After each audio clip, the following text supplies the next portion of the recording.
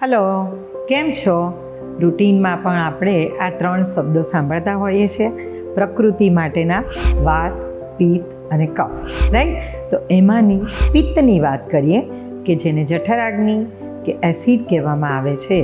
એ કોઈ ડિસીઝ નથી. તમે એમ કહો કે મને એસિડિટી થાય છે એટલે એ એક પિત્તનું વિકૃત સ્વરૂપ કહેવાય.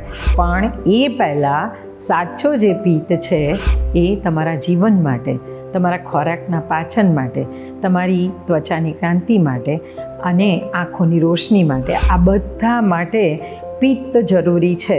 શરીરમાં પિત્ત ના હોય, અગ્નિ ના હોય તો તમારી લાઈફ બહુ જ જલ્દીથી પૂરી થઈ જશે.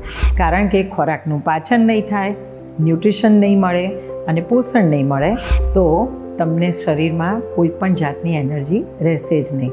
પણ આ પિત્ત જ્યારે વિકૃત થાય ત્યારે શું થાય છે? ખાટા ઓડકાર આવે છે, એસિડિટી થાય છે, બ્લોટિંગ થાય છે, આ ઘણી બધી વસ્તુઓ. હવે એસિડિટી બહુ થતી હોય તમને તો તમારે શું ખાવું અને શું ના ખાવું?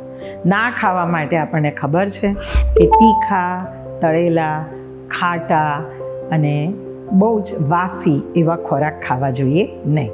પણ આના કરતાં પણ વધારે ઇમ્પોર્ટન્ટ છે શું ખાવું જોઈએ.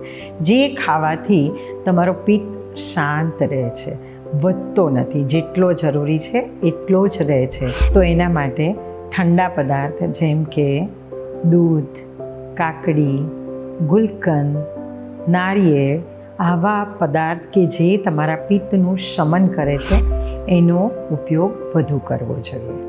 અને દરેક વ્યક્તિએ પોતાને એસિડિટી માટેના ટ્રિગર ફૂડ કયા છે એ શોધવા જોઈએ.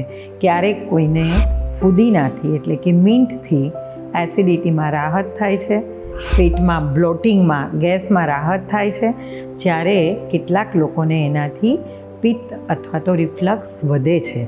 તો તમારે કયા ખોરાકથી એસિડ વધે છે અને કયા ખોરાકથી તમને એસિડમાં રાહત રહે છે એ શોધી અને સેલ્ફ કેર કરવી જોઈએ.